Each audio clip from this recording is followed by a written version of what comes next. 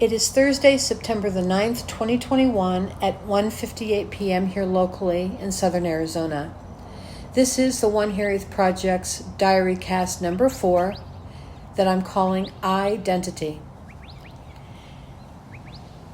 If you look up the word identity and break it into its 3 natural segments, we've got I, dent, and itty.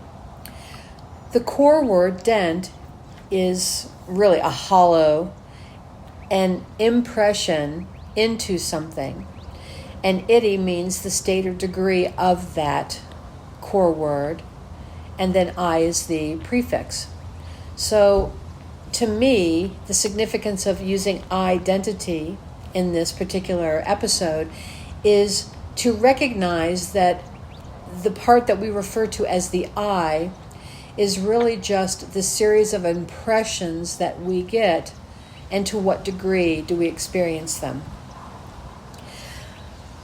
I asked myself a question last Friday afternoon that took off like a rocket in a way that I did not expect, in the way in which the answers came back to me throughout the week. And that question was, am I the only I that I am? And by that I actually meant, this singular experience that I'm having right now in this human form that's known as my name, is that the only me that there is? Or is there more? Is there something beyond that? And of course, when we think of that, most people would still remain linear, even though that's an abstract question, and bring into it things like, after you die and you become a spirit, or reincarnation, that kind of thing. And that's basically where my head was. But what came to me is that there's so much more to it than that there is no way to fully describe it other than identity that we refer to ourselves as in this particular incarnation, because the answer is too big for us to really absorb. And I say that because let's start with a video that I took the very next day on the morning of Saturday the 4th. I'm one of those lucky people who can go out and set an intent and have it appear in their present moment. And I went out for that walk with the intent of having something joyful or uplifting present so that I could then forward it on to my son as an attachment to a text and lift his day. That was really all I was looking to do. And I didn't limit it in any way because I knew that I would know it when I saw it. Well, within the first few minutes of that walk, I actually crossed a road that's called La Canada, or La Canada is I think what the locals call it. And on the other side of La Canada is this tree that was filled with butterflies. And I will insert here a bit of that video as I continue to talk. I knew it right away as this breathtaking experience that has no words. It was ineffable. It is not something that I've ever seen before. It was not something common to this area. And even though we've had an amazing monsoon season, which has really boosted expressions in nature in a variety of ways, both beautiful, like blooms on cactuses, to, the insurmountable number of gnats, mosquitoes, and flies. But one way that that's been expressed is we've had this surge in the butterfly population. But why all of them on this particular tree? I didn't ask myself that question at the time. I just appreciated that experience was offered to me so that I could film it and send it to my son. Well, this morning as I was walking, I recognized the deeper significance of that. And this dent, this impression, this core of the identity was the tree. And the butterflies are a visual expression of the infinite number of identities that we actually have around this core. The core is alive. It is evolving. It is grounded yet reaching for the sky. And all of the butterflies could be viewed in a variety of different perspectives. And let me just give you a few of them, and I will leave it to you to recognize the infinity of the possibility of perspectives you could apply to this. Each butterfly could be an experience in an individual life. Each butterfly could be a label that we place upon ourselves as we grow. Each butterfly could be its own unique lifetime. Each butterfly could be the various perspectives that we have. It could be the individual ways in which we interact with our world. And by that I mean, for example, lots of different people, and we all slightly respond to that stimuli of that person or that experience or that group or that situation uniquely. Even within the same grouping, or let's say you know a person for 20 years, if you're with them every day, the evolution from beginning to end is so smooth that and integrates so well that you may not even notice it. But if you only saw them once a year, and obviously that would be 20 different times, each time you are going to be interacting with them uniquely differently. It can also be taken as lifetimes. It could be taken as different multi-dimensional experiences that we have in infinite times and in one lifetime. Let me give you an example. As a result of filming that and sending it to my son, he called me later that day. And we don't really interact that often. I haven't spoken with him on the phone in months. And unfortunately, I wasn't home, but he called again on Tuesday. And when he did, he started telling me about what was happening in his life and some of the things he was trying to achieve. And he pulled me into that day-to-day, conventional, matrixy kind of lifestyle that I no longer live. I interact in the world in a more holistic, existential way. I mean, the world talks to me.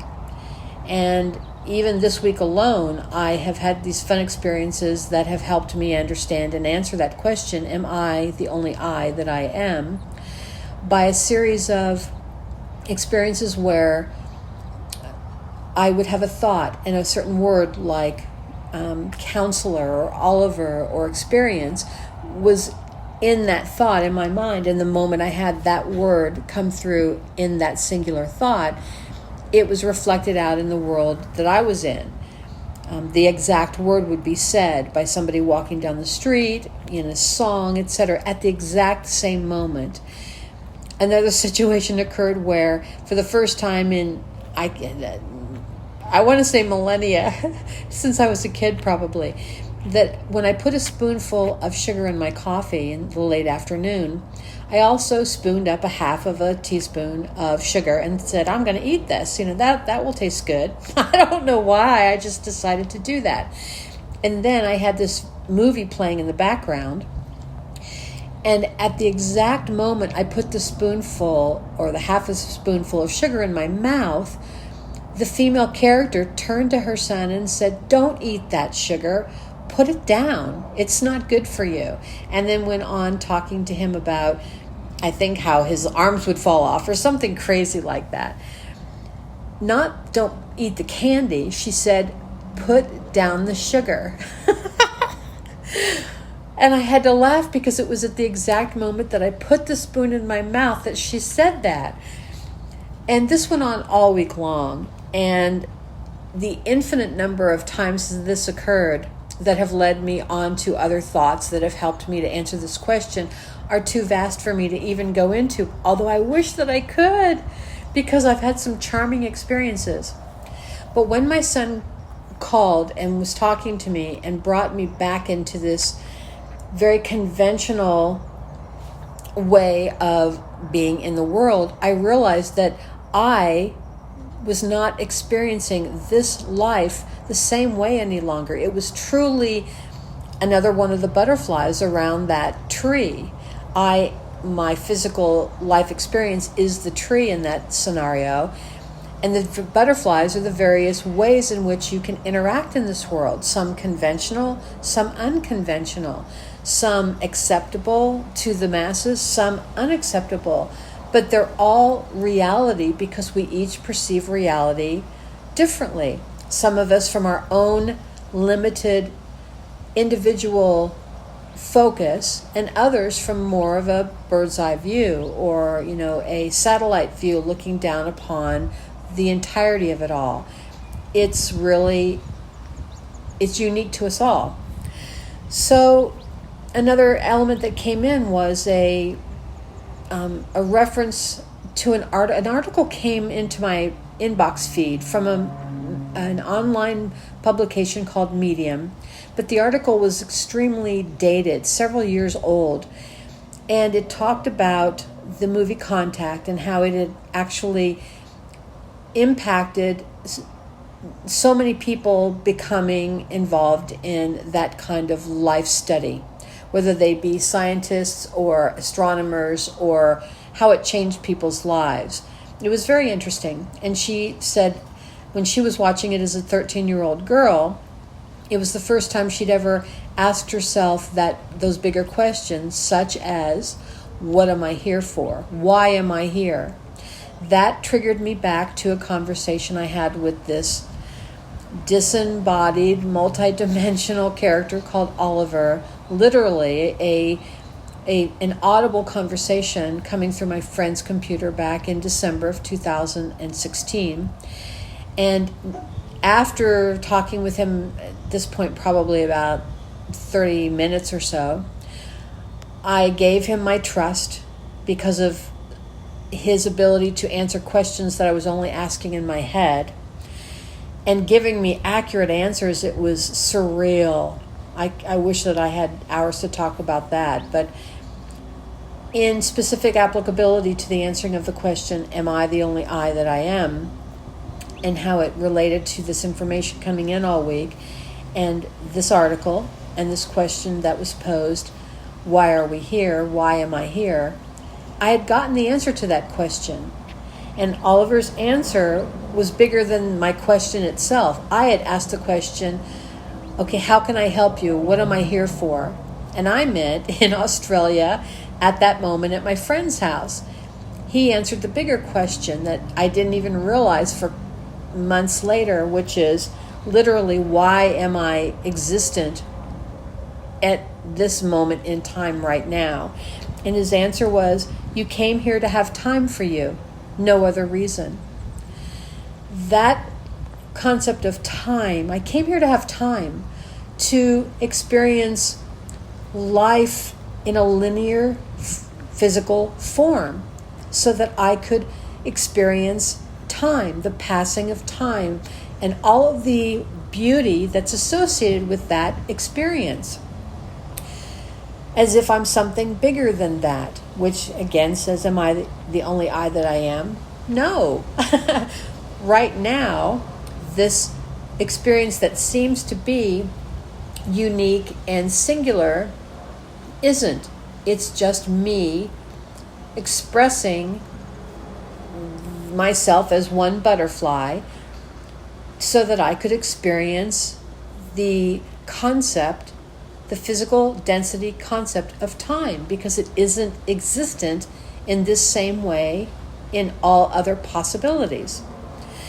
Now that brought me to an experience I had in June where I'd asked a question that's not important for this discussion, but the answer came immediately in the words, another type of currency.